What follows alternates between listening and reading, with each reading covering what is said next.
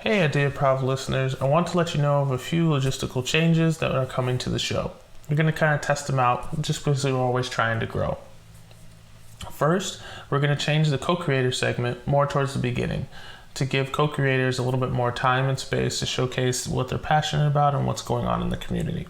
Secondly, we're going to install an invention of the week at the end of the episode. This will showcase any new inventions that are coming across in the United States or globally, things that will impact your community, new inventions that might help make your life easier or help make humanity better as a whole. I'd love to get your feedback on the new format. So as always, email me at ideaprov@gmail.com, or you can reach us on any one of the social medias using the handle @ideaprov. Now on to the show.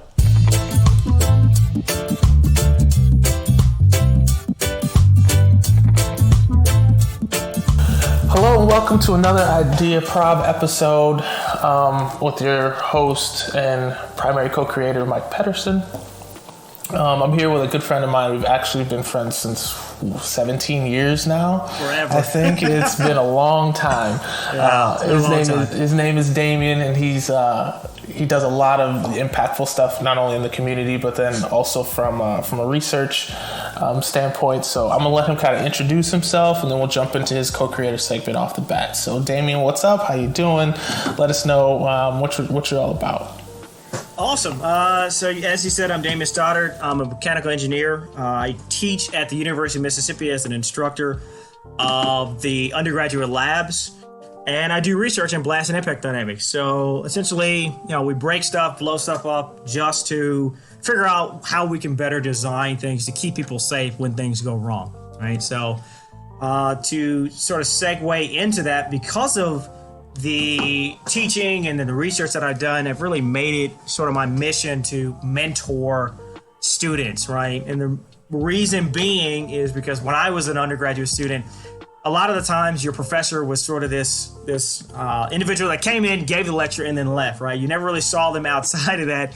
There was no personal connection with them, so it made it very difficult to actually come up and talk to them, even when you needed help in the class. And I think a lot of the times, I think that's a detriment in the educational world or framework. So I've made it my mission to help undergraduates along the way, not necessarily hold their hand, but to help them along the way to get them to where they want to go, and also sometimes get them to where they may not have thought that they wanted to go. There's been students that, when they first got in there, they stated that you will never catch them in a lab, right? Doing any type of research because it's stupid. There's no reason to do it, right? And now that student is working in one of the most prestigious national labs in the United States, right? So it's one of those things where if someone is able to guide you and show you that, hey, this may actually be something that you would enjoy or that's interesting, I think that really helps. I think the mentorship part is like huge in the fact that not only can you impact people from kind of that mental and educational level, but then you can also impact people on the personal level, like you're just talking about expanding like their horizons on things that they didn't even know was possible, but then also kind of stretching their boundaries from a internal personal growth perspective, and I know what you mean, because we started off and went to the same school, and just going up and talking with either those TAs or those professors, we saw them for that particular class, but then after that those people disappeared, and we're coming in trying to learn in a completely new environment, and I don't want to say thrown to the wolves, but right. it was challenging thing. Yeah. It seemed more robotic, if you will, business as usual, and there really wasn't a personal connection, which brings up, multiple ideas on how people do mentorship, so you can come at it from, sort of two spectrums. One, like we said, the mentor is there, he gives you the information, you go back, do whatever they ask, and then you come back and show them what you did, and then there's just sort of a cycle of that, which is fine, I guess. I've taken a more personal approach. And the reason being is I feel that has actually helped. That helps out more times than it harms, right? Because, for example, I have had students come up to me and apologize for lab reports that they have submitted in class. because they knew it wasn't their best work, right? But that says to me that they value the interaction that we have. They value their education enough to where they're willing to say, hey, I know this is not my best work. This is what happened, right? You know, and sometimes that's enough for me to cut them a little bit of slack on the reports, right? But Softy. Well, not necessarily cut them slack, but I normally, have a different grading style than I think a lot of other, faculty members would typically have, which is I try to be as hard as possible in the beginning to sort of set the tone, and this is the bar, and you have to meet it, right? And help students see what sort of issues they may be having along the way, and get them to where they need to be competence-wise. Because one thing, if you've ever met an engineer, there's a couple things that they really aren't great at, and that's a written communication or verbal communication. The vast majority of times, they are not good at that, right? And that's what I try to teach.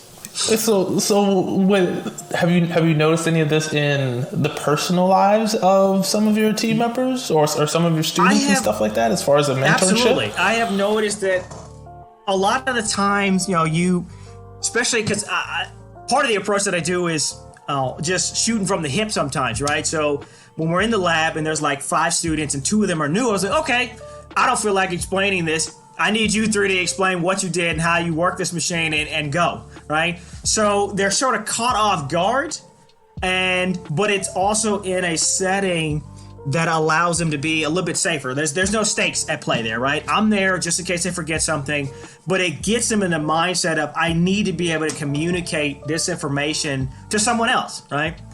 It's one thing to be smart, but if you can't communicate the information that you're trying to relay, doesn't really matter how smart you are or how great your idea is, right? So, doing that and then taking the more personal approach to where I'm not this person that you just see only when I'm teaching. I'm the person that you can come up and walk to, do discussions on projects that you may have, try to help you get to the right person that you may need to talk to do that project if I'm unable to do it. But to be that personal person, I think that is really help the students out, because there's been cases where I have had so many students in my office, and I have a pretty sizable office. Maybe want to clip that portion out of the video so no one other faculty members hear that, but but I have a pretty good sized office, and I had so many students in my office. My advisor walked in and they just turned right around and walked back out because there were that many students in there, and he was like, there's no way I'm going to be able to get to him. And then of course I said, okay, you and you, because some of them were actually TAs to help you and you help this person, you help this person, and then go from there, and was able to talk to him. But that I've had other cases where there were so many people in my office that I actually had to step outside of my office and use the lab space to actually help these students. And that's sort of the approach that I've taken, is I want you to feel comfortable coming up to talk to me, to ask your questions, because if you don't understand something, that's a detriment to the university. That's a detriment to you, because when you get out of industry and you're supposed to know this, right? They're gonna look and say, well, where did you go to school? Oh, okay. Well, let me not hire anyone from that school anymore, right? And that's a terrible situation to be in. So yeah, I think it's just really, I think it's really interesting, because I think you can definitely tell that you have the passion for sharing your knowledge with others, and I think that's just something that we kind of need to really hone in, and we need a little bit more of. There's a lot of teachers out there, and of course we can go on the dialogue about how much teachers need to get paid, but there's a huge void, I think, for a lot of people, in the fact that there's a lot of people that have a massive amount of information that they can share, and there's a lot of people that are seeking that information. And not everybody will always be able to learn directly from a teaching model, from a teacher teaching a certain way. Maybe it's behind a podium, it's whatever. Like, we need to think about different and alternative ways to educate people in a fashion that's going to be helpful, in a fashion that's actually going to resonate with them, because not everybody learns from a textbook. Not everybody learns from a computer. Sometimes people need to do that. So it's good that you brought that up, because that actually was a personal thing that I actually had to get past. Because, for example, when I went to certain schools and took classes, and it was just the typical cookie cutter, here's the lecture, here's the information, and I didn't learn it, I felt like I wasn't intelligent, right? That's how I felt. I was like, well, I must just be stupid because everyone else seems to be getting it. And that's not necessarily the case. It's one of those deals where people learn differently and in different ways. That's not to say that they're unintelligent, right? And the example I've actually, had this conversation with certain, students, the example I give them is, typically in your more northern schools, they are better at essentially, here's the book, tell me the information, right? So the example I use is in a car engine, right? Since we're mechanical engineers, right? This is the only thing people think about when they talk about mechanical engineers, right? So if a northern school, I could give them the book, here is how to build an engine, here's all the theory behind it, build me an engine. And they would be able to hopefully give you some type of design to do that, right? The other alternative is in a more southern school, which is more experiential learning, is give you an engine, here's the engine, take it apart, tell me how it works, and then build me an engine, right? The end result is the same, right? Which is a new built engine, right? But the method to get there is different. And I think a lot of times that's lost. But then also from the personal aspect, if your student's not even willing to come up and talk to you, you're not gonna be able to do either of those. I would say, right? So, adding in those personal things to help students see you as a person, as opposed to this cookie cutter person that's just giving with information, right, to them, I think it's helped. And one of the ways I've actually done that is just to throw in small little tidbits, right? To where, for example, an extra credit assignment that I gave, not really worth a whole lot of points, was who is your favorite villain? And give me who your favorite villain is, right? And then at the beginning of the next class, I went over the list. Okay, these are the villains, and of course, naturally, you get Heath Ledger's Joker because it's a very good icon there for that, and you get some random ones here and there, but it builds sort of that connection with the professor, because then the next thing I know when I'm going over the list is, okay, well, who was your favorite villain? I was like, oh, well, I got like 3 of them up here, right? And they're like, really? Yeah. Right? And so you build sort of that connection to where now you're not just this person that is just giving them information. You're a human being, right? That they can... Yeah, you're humanizing yourself. You're humanizing yourself that hey, I don't know everything, but let's all collaborate and work together to get everyone where they want or need to be, right? And they feel comfortable doing that. And like I said, I mean, normally on a normal day, there is at least 10 students in my office.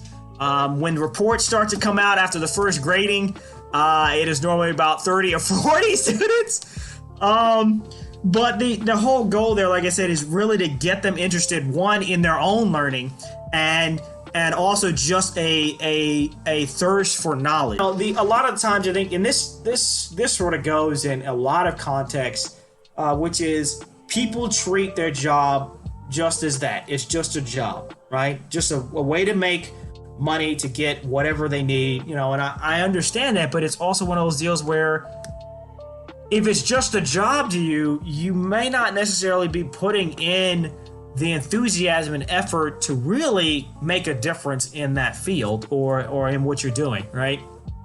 And right, yeah, and it's funny that you bring up that education piece, because I think that kind of leads us into like where we're going from our segment area in what we're talking about. And our topic for this podcast was a little bit interesting because both Damian and I had played our fair share of video games back in the day. We played on a couple of... Still some now. Yeah. Still today. Yeah, we played a couple of tournaments. We used to play it in the dorms when we met, and it was always a fun time. Always a whole bunch of razzing and stuff. And so, when I thought about this topic and we discussed it, we're talking about the gaming world is growing, and it's growing super quickly. So you have electronic games all over the place. You have teams that are traveling. These guys are making sometimes $80,000, from winnings, right?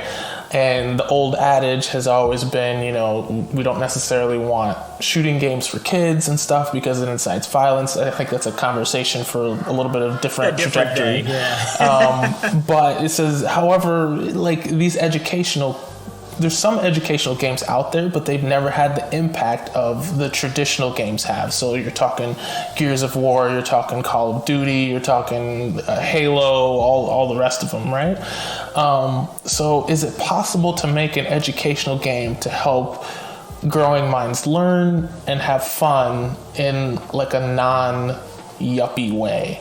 So my first initial thought on this, right, is I think there's ways that you can do it, in the fact that, like, I think right now the heavy games in the scene are the Call of Duties and those first person shooters, right? I think those are the ones that we're talking about. We're not talking about the games that you play on your iPad for kids that are meant for kids. I think that's a different story.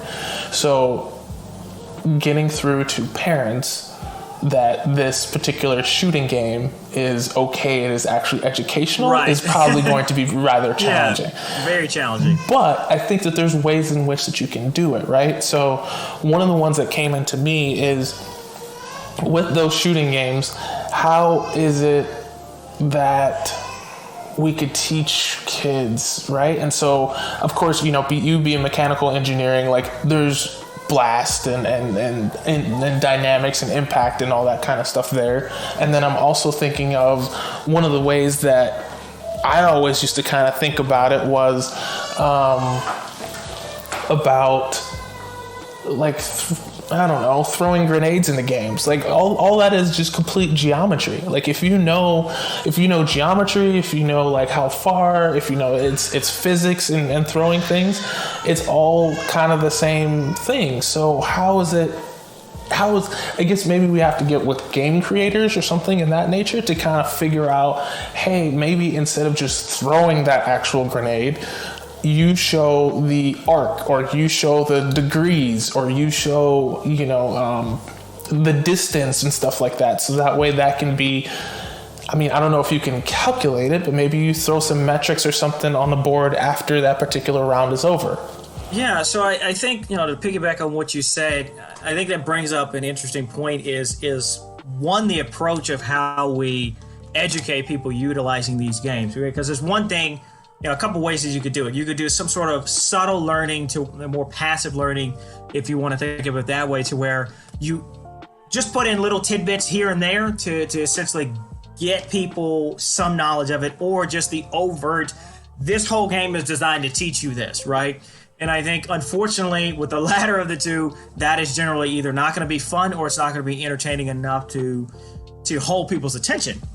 So you have to kind of find some middle ground. So, the point that you brought up is the arc, right? So, for example, a new game that I was playing recently, The Division 2, you can actually see the arc, just the arc pattern that you're throwing the grenades, right? But it would be another thing to add in, like, for example, a small little element there to where if you have a different character, you maybe can upgrade their strength or something like that to see, okay, if this person throws it at this velocity, right, and I use this particular arc, what is the distance it'll go, or some combination of that, to where people are actually having to think, okay, well, if I upgrade my strength, I'll be able to throw this a little bit further. But for example, I may not be able to up close. I may not be able to really get the trajectory that I want, or something like that. And you can also do the same thing with the bullet trajectory, right? So some sort of feature that's built into the game that augments or changes the velocity of the rounds for whatever reason. So if you're using different ammunition or something, right? And then from there, it has some sort of information in there to basically give you flexibility to not necessarily calculate it yourself, but to show you how it's doing the calculation as to like the bullet drop or the trajectory or something like that, right? Physics 101. Yeah, right? Physics 101. And I'm thinking like you could, I'm not going to say easily, but I'm thinking, for example, use this almost in a classroom setting, right? And you're gonna, and to those parents out there that would have some aversion to their kids playing shooting games in class, I don't really know what to say to that. There's other ways to do that. There's other ways to do it, but I'm thinking of a classroom in which a kid is playing a watered down version of maybe these games, right? Like I saw a girl, a relative, playing one of these games, like bonus daughter. There you go, playing one of these games, and it was a very boxy, it almost looked like a Lego game kind of thing, but they still had the guns and stuff like that, and she was a little bit younger. So I said, well, what happens if you would put all these kids in a room that are playing this game? Most of them are going to be relatively excited about playing it, right? But at certain points in the game, maybe you have to do math problems or science problems in order to be able to figure this out, right? And so we learn about physics typically maybe early high school, 9th, 10th grade. So if we do that and you say, hey, everybody plays the game, maybe the teacher has the ability to pause the game at a particular moment in time. Mm-hmm. Exactly, and definitely needed. So all of a sudden, boom, that game is completely paused. Now everybody has to figure out a physics problem or a force, or maybe I don't know if you want to get into like thermo or hydrodynamics with any of that stuff but you have the ability to say, hey, listen, whatever you're doing in the game, it comes up with the dimensions or whatever, and you have to figure out what you're doing in that particular time, in that particular moment, in order to be able to continue. And maybe if you don't get that particular question right, then maybe you don't advance to the next round. Right. And so kids are then incentivized to say, hey, listen, if I make it all the way through the 3 or 4 rounds and get down to the final 2, maybe all the students get to watch and see what's going on. Maybe, I don't know, I get extra credit, or maybe you win that round, and whoever wins X amount of rounds in particular in the classroom can, I don't know, get extra 10 points in their next quiz or something like that. Right. Yeah, I think that would really, because if you don't have an incentive to do it, or it's not fun, students are not going to want to invest the time on doing it. All right, so you have to make it, like you said, to where essentially they have, some sort of portion that is fun, that is keeping and holding their attention, and then it sort of segues into, okay, here is the learning aspect, and then right back into the fun portion, to where it's not just all overt learning. Here, calculate this, and then go, and then calculate this, and then calculate this, and then calculate it, right? So the repetitive sort of teaching method that we've already used, I don't think, repetition, is a way to learn, but sometimes I think it ends up being a detriment to where people are they learned to go through the motions as opposed to actually learning the concept. So we would also need some way to tailor these games to where they're learning conceptually what is happening, learning the actual mathematics behind it, if they have some mathematics behind it, but it's all still enjoyable and fun to them, so they don't feel like they're doing work. And that's really the biggest key there, right? If you feel like you're doing work, it's more than likely not going to go well. Yeah, it's not going to go it's not going to go well. Yeah, I'm not going to go well. And it's funny because I know of some teachers that have done this, right? So I remember my physics teacher in high school was exceptionally really great at doing this, and he would just take random things, and we did a lot of fun things in class that made it engaging, right? So one was firing bottle rockets, things like that. And he was physics teacher, so we would take outside. We had a big grassy area. We'd buy rockets, and you had the parachutes, and you had to calculate and all this stuff. And before you got to fire your rocket, you had to know all the math behind it. You had to know the force, you had to know the distance, you had to know whatever. And I still remember most of my metrics right now. I remember it was a sidewinder. It was 2 feet long. I had grade D parachutes. It was it was but great. That goes to show that that moment actually was impressioned on you, that you actually learned the information and not just went through the motions. I can't tell how many times I went through a class and I learned nothing, but I did well on the test, right? I learned nothing, and you just walk out and you're confused, right? Because it was that conventional approach, as opposed to using a different approach which allows people to really learn the information. When I say that, that's basically if I come, 5-10 years later, and they've been doing this, they can go right back to what they learned, if they haven't been doing it or not. So, I think that, and then also I think another element that, some people don't like, some people do, and I guess it's really, different depending on the person, but is some sort of competitive portion in there as well, right? There are individuals who they are going to get very competitive, right? Mm-hmm.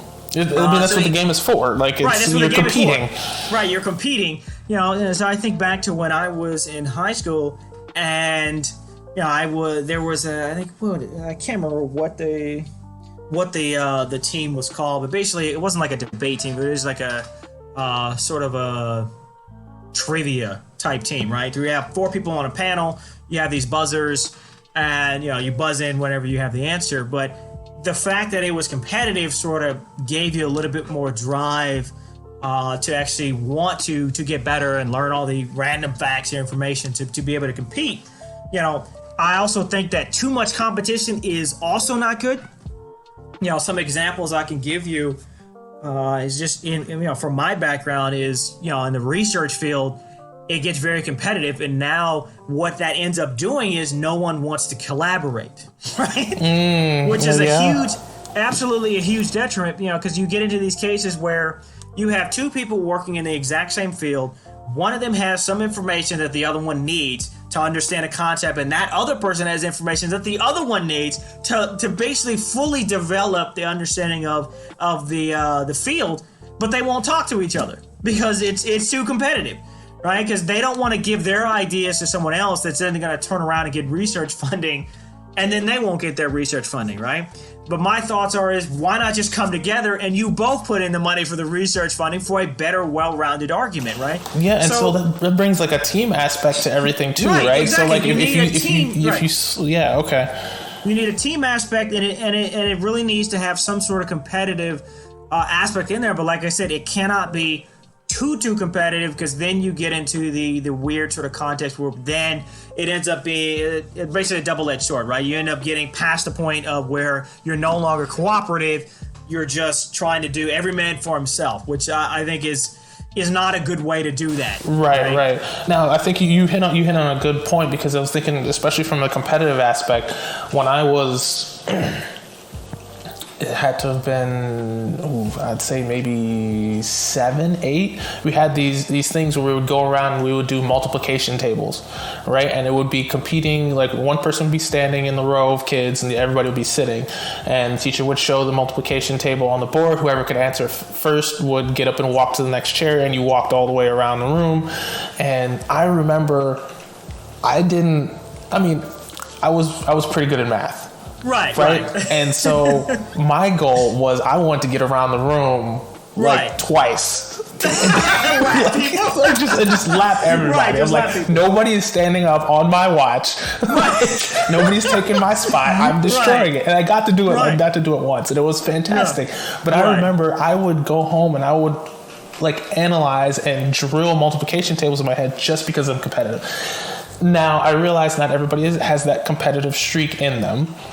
But I do feel that adding that element is going to be super helpful for people, especially if you do it in the, not to say the confines, but with the methodology of a team aspect, right? So you have a blue team and a red team, and let's say you have to complete these particular objectives in the game, right? And so you have, you can reduce the amount of people over there, i.e. you take them out from however, maybe you freeze them in the game or whatever, but you have to solve these particular equations before you get the ability to do that. Or let's say that you want to have this ability where both teams have to solve a particular problem, but if you solve this problem first, then you get a power up that slows down their processing speed, or they don't get to do whatever. That is the aspects that I would suggest that they add into these games if they're going to make them is that competitive,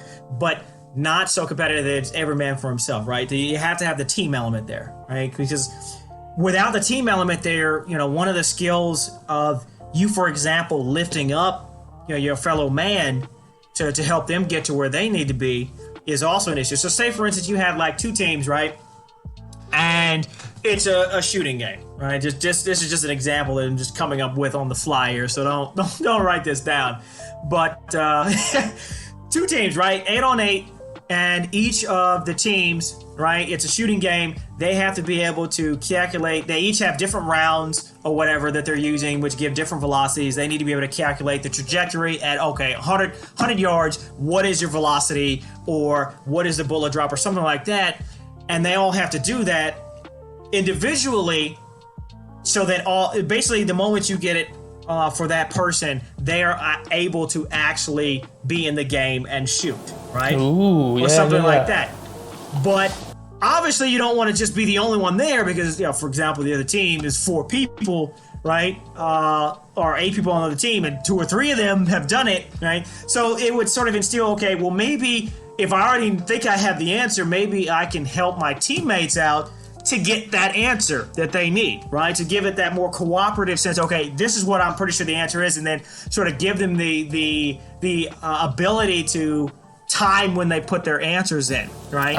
Okay. And So like a group, like, for example, Yes. you're talking about when you're spawning Right. into the game instead of just coming in on one. Exactly. When you're spawning into exactly. Yeah. So another aspect is, obviously you'd have to make it to where, because if it was some sort of death match, if anyone that doesn't know what that is, you basically just kill each other, kill off the other team. Obviously, I don't think in that context it would work. There would have to be some objective that was in there that you could do and still win the game without actually, obliterating the other team, right? So something like a CTF game, right?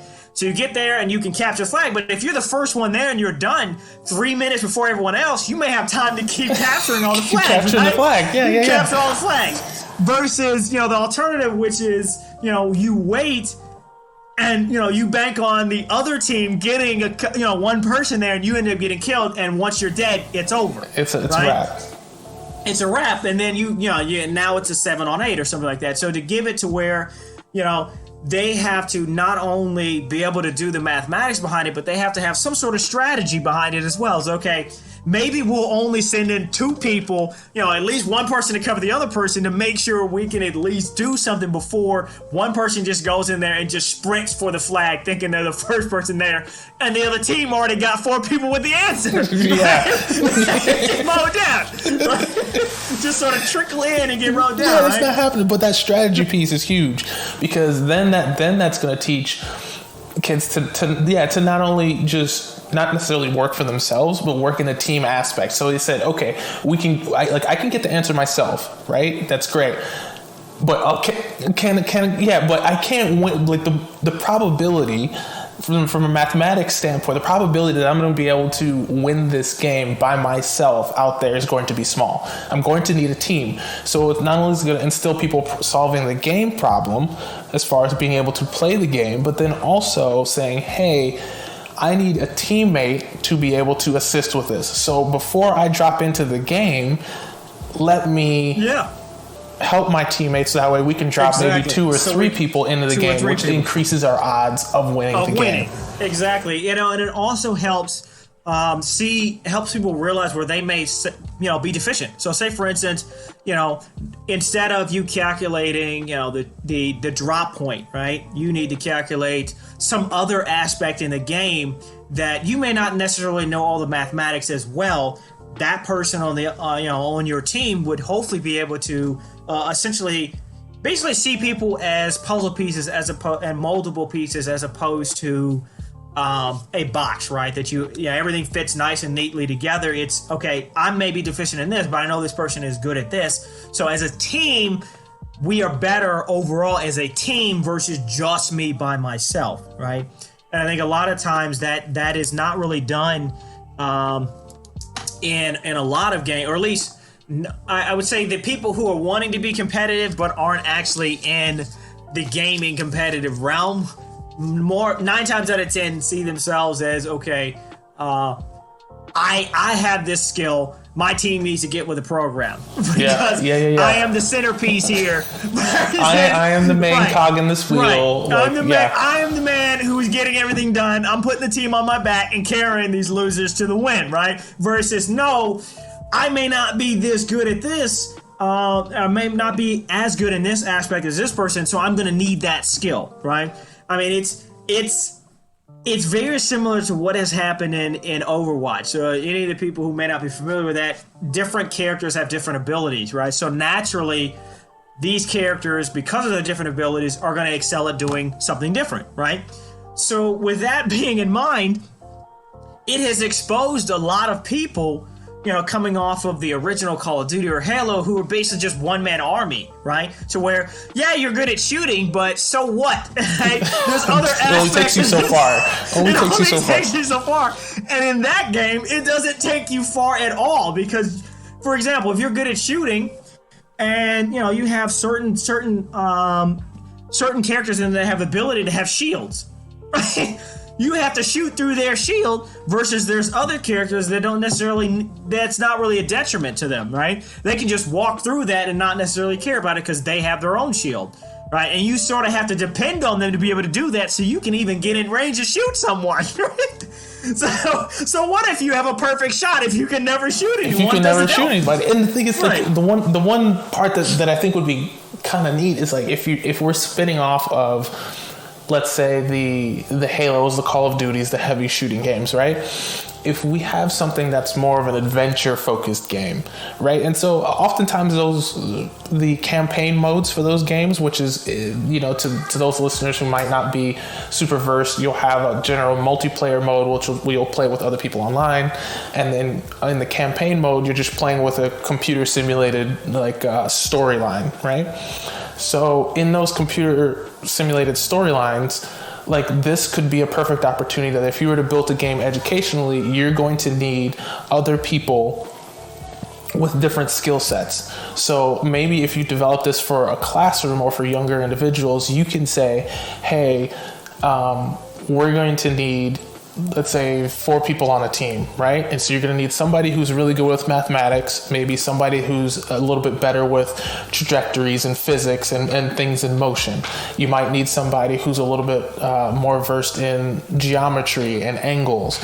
And then you might need somebody who's a little bit more adept with probabilities, maybe, of what you're going to need. And then that team of 4 may progress through the game, and then they can help each other by when they come across certain objects in that particular game to overcome them and say, hey, listen, in order to get past it, this is what you're going to need to do. You need to solve this particular problem. And then everybody gives their individual expertise so they all get over it and they all progress through the game at a different thing. Now, the actual interface of how that's going to work in the storyline, I'm sure there's plenty of game creators out there that can make something for this. That can do that, yes. But the one that sticks in my head from way back in the day is the Oregon Trail. I believe that was like one of the very first games. Died. No one can ever finish. Yeah. It was the Oregon Trail. That was a huge long one. I remember there was another one, but those are the very first, instructional, educational games that people could actually get on board with. So if we can modernize that, add a lot better graphics, a lot better graphics and that stuff, I think you have the recipe for something that can actually work, that kids are actually going to, benefit from and then also want to play. Exactly. So, another aspect or another example that I was thinking about, and this is really more for a collegiate level, particularly engineering, where, of course, because that's my field. But say, for instance, car engine design, right? There are many aspects that go into car engine design, right? For the entire car, not just the engine in and of itself, but you have aerodynamics that you got to worry about, right? Is this thing going to be a block and just going to, eat gas just because it's poorly designed aerodynamically? The mechanical kinematic systems, and all that is how do these gears and these arms work together to basically produce power to the road? There's a chemical aspect as well. What sort of mix ratios do you need? There's a lot of different aspects in there, but that would really lead to a good sort of competitive game that you could do even amongst students in the class or even amongst different universities to basically, here's this game that has, a couple different built-in parameters that you need to fit, and then build this vehicle and then sort of use that to springboard to, there is I think it's ASCE, any ASE or something like that, American Society of Automotive Engineers, but they're supposed to build a vehicle every year, right? And then they compete, to sort of implement this game in there to where, it helps them understand the learning portion behind it versus they're sort of thrown to the wolves. Well, you need to build a car engine, figure it out on your own, which is just really not a great way to do that. But this program wouldn't really hold their hand. But what it would allow them to do is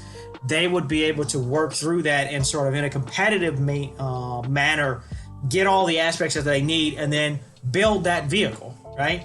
To where it gives them the information that they need, but not necessarily handholds them throughout the entire experience.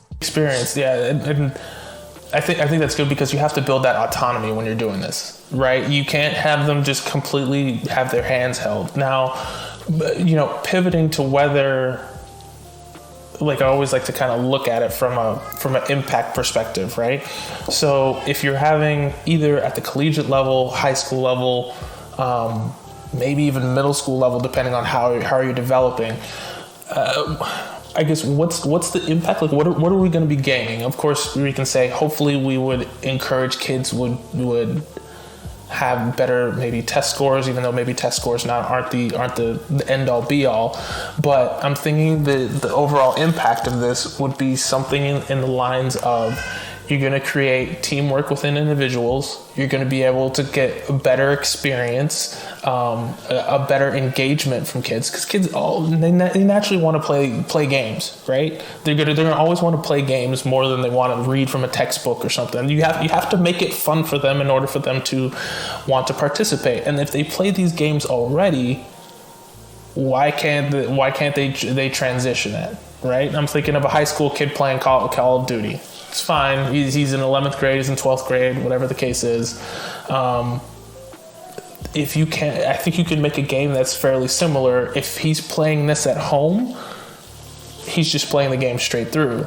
If he's playing this at school all of a sudden, or in a more educational setting, at least he's almost getting the same fun level of it while still getting the education, while still building the teamwork with others, while still building the cognitive space about methodology and differential thinking and all those kinds of things in different areas.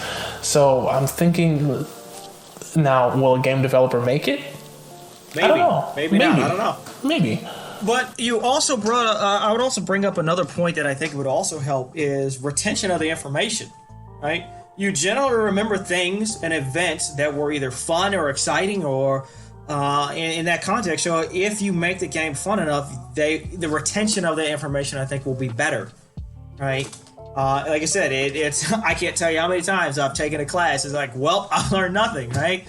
Like, because all it did was, they gave the cookie cutter educational experiences. Here's the book, learn the information, take the test. Here's the book, learn the information, take the test. And I personally think that, at least in certain contexts, you obviously have to test students to get a grasp of how well they understand the concept. But I think a lot of the times we take that too much into the fact and basically treat that as the end all be all, right?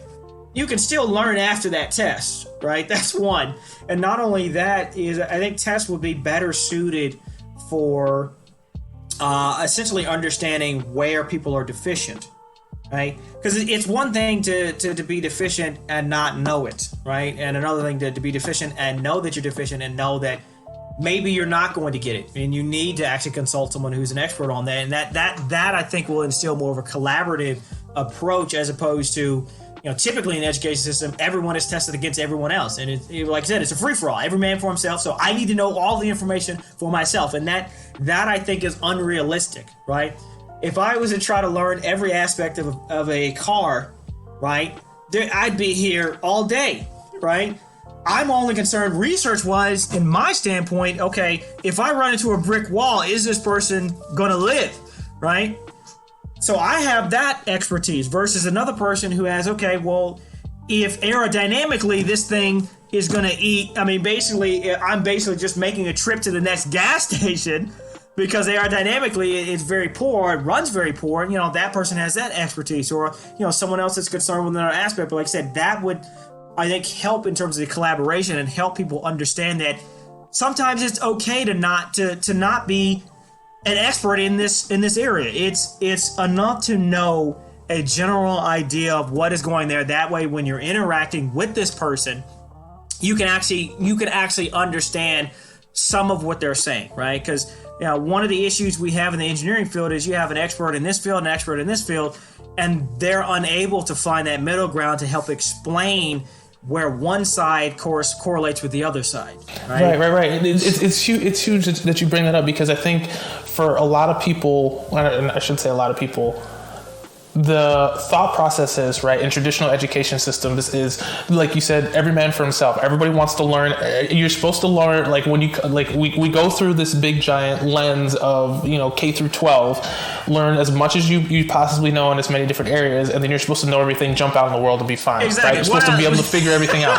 But then when you get into either a corporate environment or even in just everyday life, right, then all of a sudden the paradigm kind of flips, right? And then all of a sudden you're supposed to know when to know everything and then when to ask for help, right? Like if I'm a gardener or something like that, and I grew up learning about biology and all that kind of stuff, if my sink breaks, I need a plumber. Most people, like, it's a completely different skill set. It's a completely different mind frame. It's completely different everything.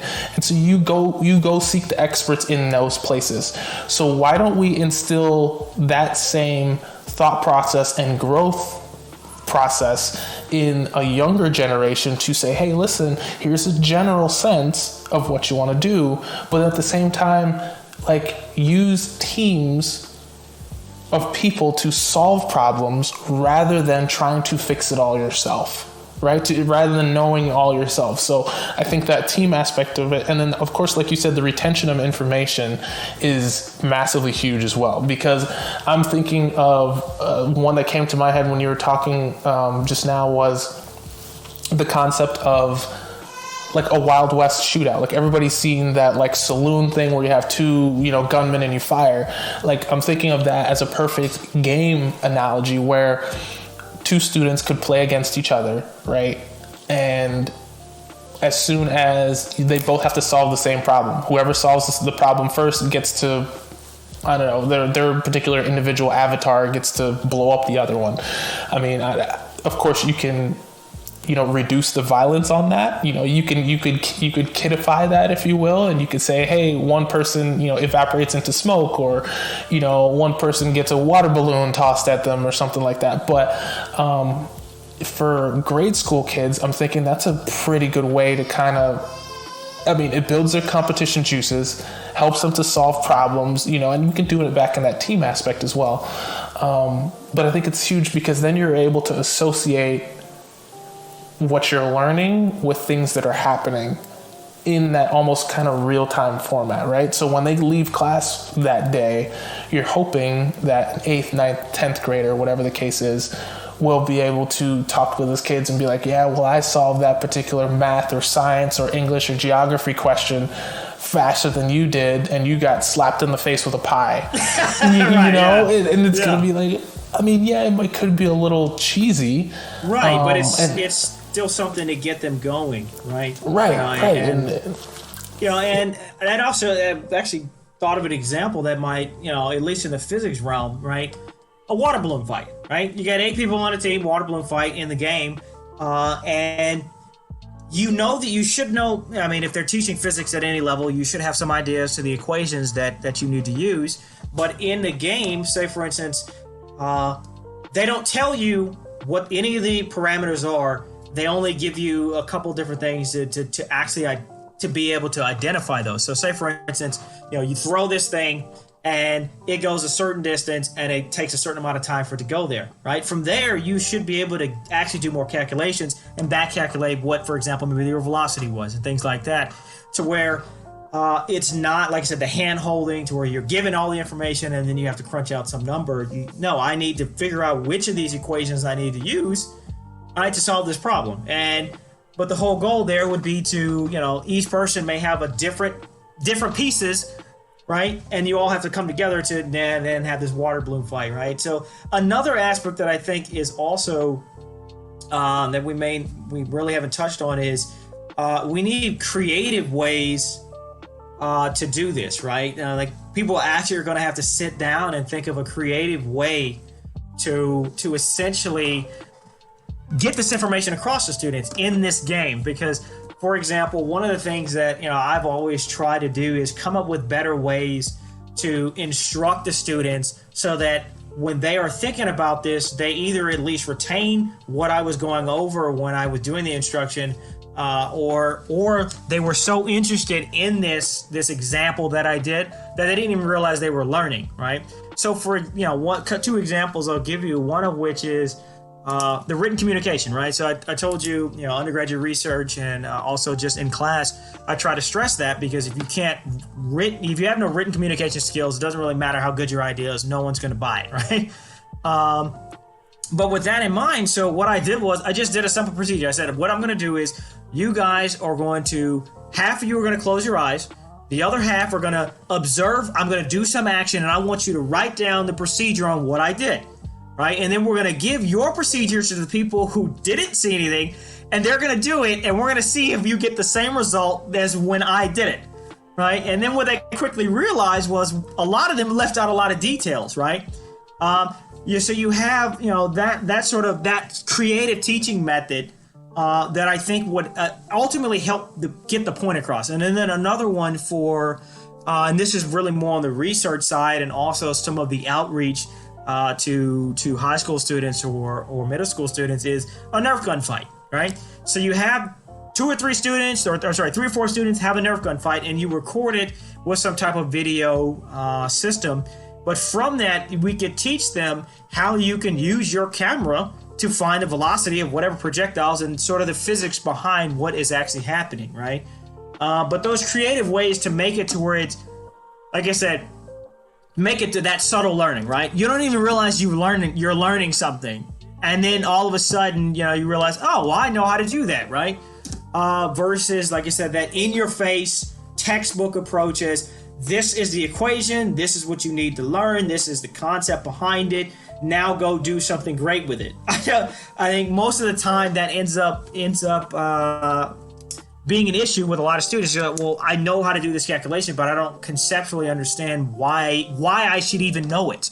Right. Yeah, that makes a whole lot of sense, and I think this is also applicable to a lot of different types of games as well, right? A lot of games that are out there are strictly for fun, and I think if somebody put in a little bit of thought, they could have solved a lot of, direct questions for it. So one of the ones that my bonus daughter plays a lot, I think it's called Roblox, as kids, and it's kind of almost like an old school Sims game, right? And so you play in another world and you can have pink hair and, you have all these different things. And nothing against the platform. I think it's great as far as a mental space for kids to kind of explore imagination and do whatever they want. And they can ride crazy bikes and play with friends.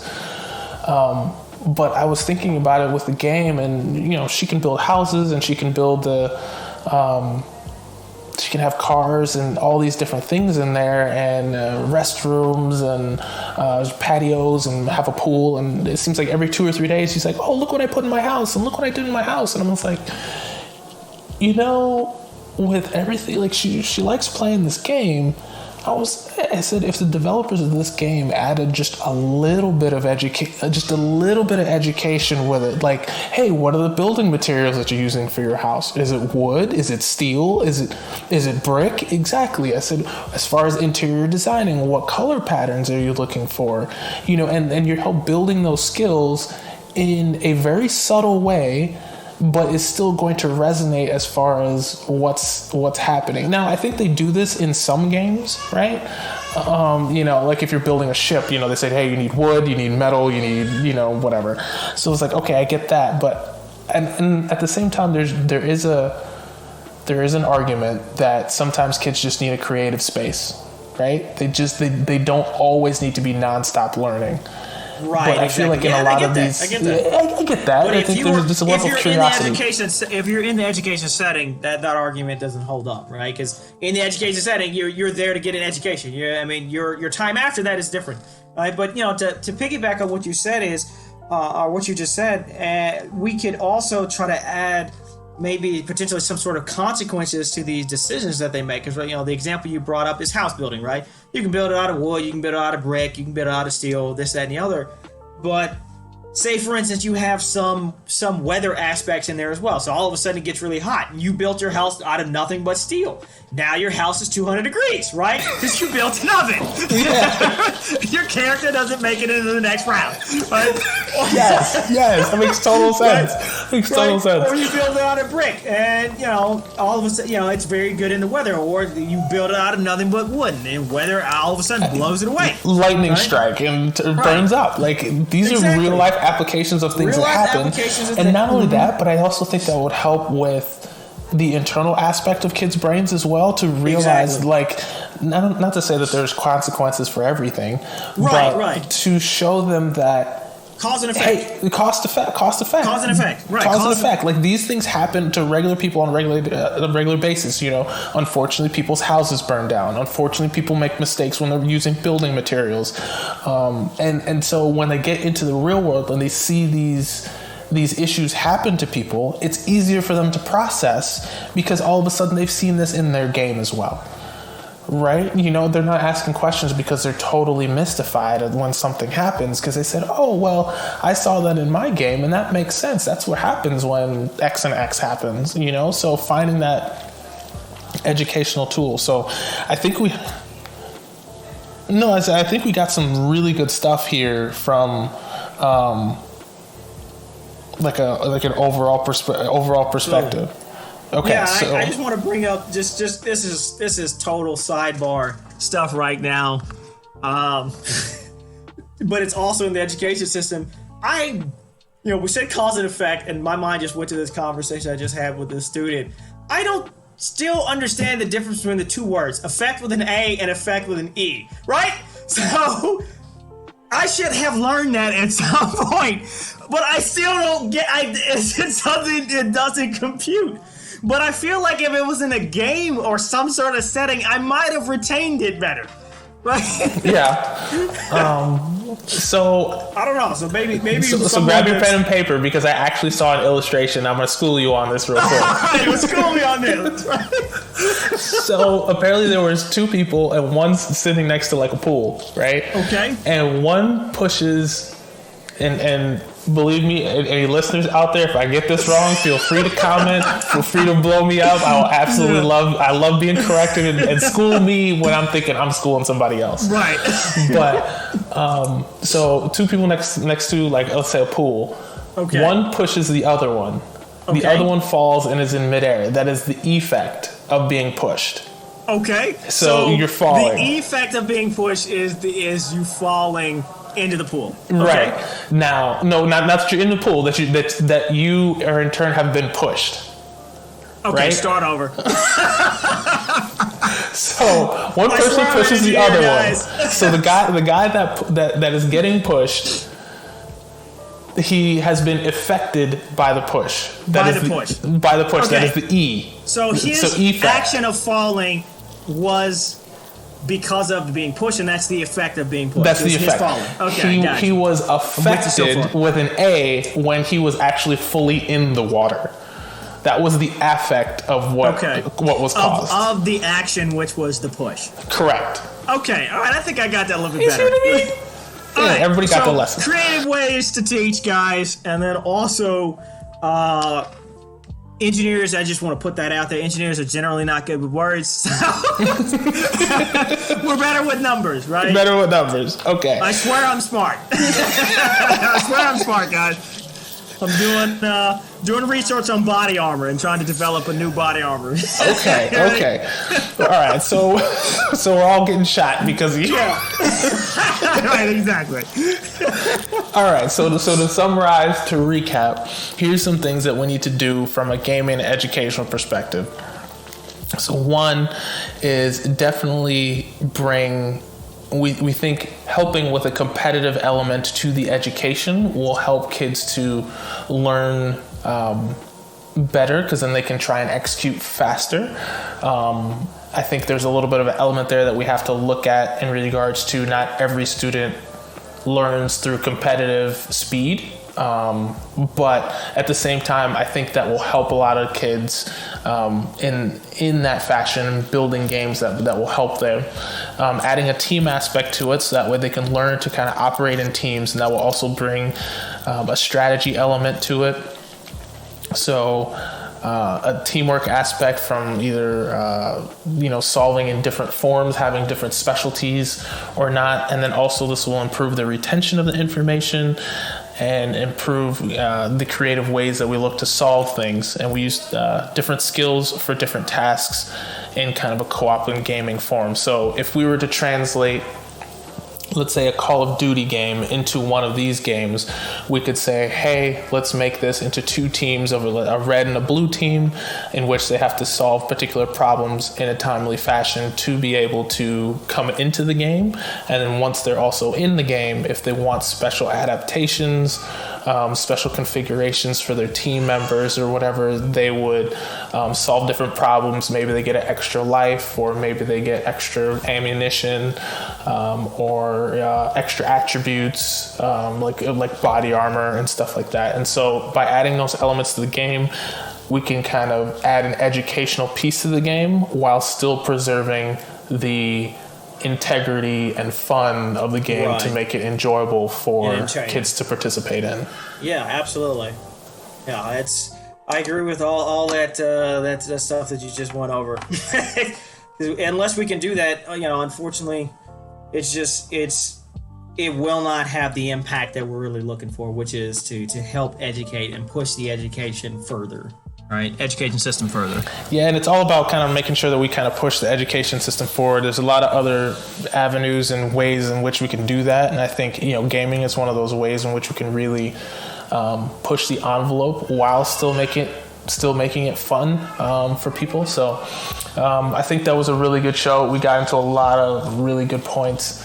I want to first and foremost, thank Damian for coming on the show and adding his expertise, not only from a ballistic standpoint, but from his gaming background. So I think that was most helpful for everybody.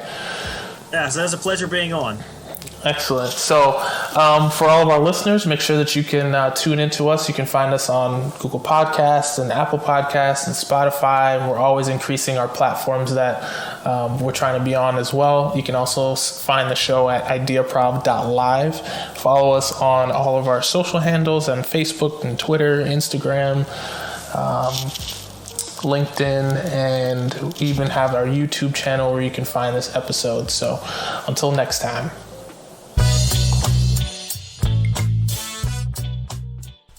So my invention of the week this week is about a company I found online called Sanergy.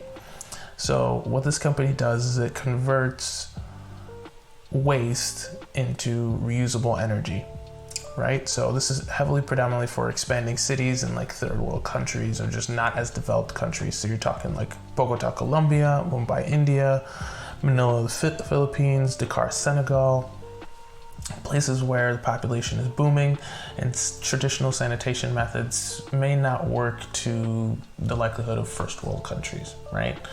Or the probability. So they've created a completely green and environmentally healthy process in which they're able to convert the human waste into biogas to fuel their factories, insect-based animal feeds for their farms, as well as organic fertilizer for farmers to grow more higher yield crops. So I thought this was a really great initiative for people to kind of use their brains, get things around, and then create a fully contained system that is not only healthy for the environment, healthy for the people, so that way they can make sure to not have sicknesses and diseases and that type of things, and help clean up the whole sanitation area to make people just generally more healthy. So with that, I will put a link to the video and also the article in the description below. Thanks for listening.